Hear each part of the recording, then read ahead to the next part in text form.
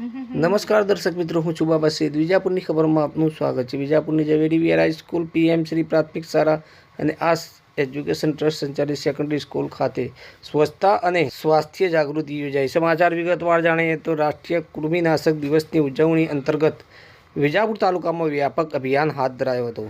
જિલ્લા આરોગ્ય તંત્ર મહેસાણા તથા તાલુકા હેલ્થ કચેરી વિજાપુરના માર્ગદર્શન હેઠળ તાલુકા હેલ્થ ઓફિસર ડૉક્ટર ચેતન પ્રજાપતિના નેતૃત્વમાં આજે તારીખ 10/2/2026ના રોજ તાલુકાની કુલ 163 પ્રાથમિક શાળાઓ, 45 હાઈસ્કૂલો તથા 286 આંગણવાડી કેન્દ્રોમાં 1 થી 19 વર્ષની ઉંમરના 49,677 બાળકોને કૃમિનાશક દવાનું ડોઝ આપવામાં આવ્યું હતું. તાલુકા હેલ્થ સુપરવાઇઝર મુકેશ ચૌહાણે આ secondary school Vijapur, PM Shri પ્રાથમિક શાળા વિજાપુર તથા વીઆર ઝવેરી હાઈસ્કૂલમાં વિશેષ હાજરી આપી હતી. તેમણે બાળકોને કૃમિ રોગ વિશે વિસ્તૃત જાગૃતિ અપાવી હતી. તેમણે જણાવ્યું હતું કે કૃમિનો વિકાસ આંતરડામાં થાય છે અને ખુલ્લા પગે ચાલવાથી તે શરીરમાં પ્રવેશે છે. આ કૃમિ ખોરાકમાંથી લોહ તત્વનું શોષણ કરે છે, જેના કારણે બાળકોમાં એનિમિયા એટલે કે પાંડુ રોગ, કુપોષણ, વજન ઘટાડો તથા અભ્યાસમાં અસર જોવા મળે છે. આ અભિયાન દરમિયાન બાળકોને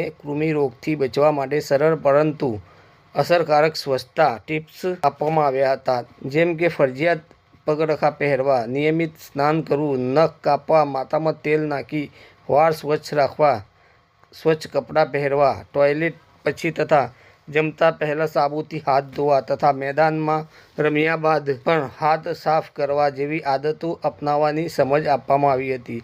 આ અભિયાનથી વિજાપુર તાલુકાના હજારો બાળકોને કૃમિમુક્ત કરી તેમના સ્વાસ્થ્ય તથા શિક્ષણમાં સુધારો લાવવાનો પ્રયાસ કરવામાં આવ્યો છે. આરોગ્ય વિભાગના અધિકારીઓએ જણાવ્યું હતું કે આવા અભિયાનો દ્વારા બાળકોના સર્વાંગી વિકાસને વેગ મળશે અને તેઓ વધુ સ્વસ્થ અને ઉત્સાહી રહી શકશે.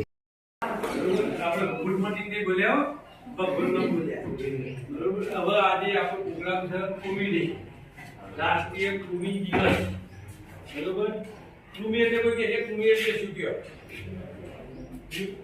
ચાલો રડાવ તો બધા હા વાત કૃમિ ખબર હોય. કૃમિ એટલે હા કીટાણુ. બીજી ભાષામાં ગુજરાતીમાં કરમિય, બરોબર?